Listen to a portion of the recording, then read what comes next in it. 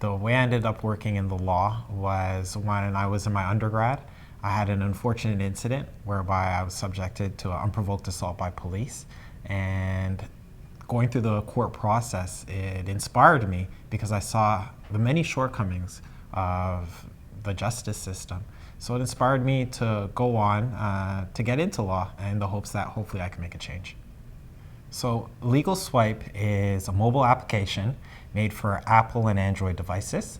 It allows users to quickly access, really, and educate themselves on legal rights during interactions with police.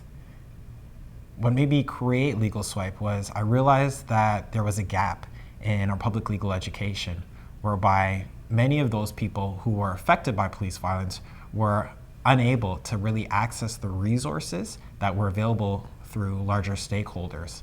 So I decided to make something, knowing that everyone uses mobile phones now. I decided to make an application that would assist people in understanding their legal rights. Well, I'm pretty technologically savvy. I know my way around a computer, as well as I have a bit of experience in doing development. I also have a legal education, which was provided to me by the University of Ottawa, one of the best schools in the country. And with that understanding, as well as the community experience I have during my undergrad, as well as during law school, I did legal rights workshops in a number of communities that were affected by the issue of police violence. And what it allowed me to do was really get an understanding of the community's needs and to develop an application that was going to be both reflective of the information they needed, as well as easily accessible by them.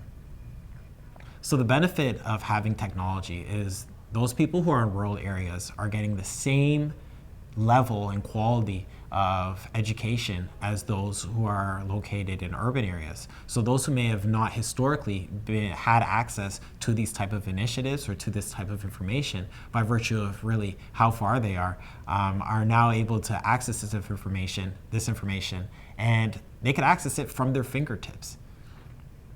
The statistics indicate that 85% of those people aged 18 to 29 now have smartphones in their hands.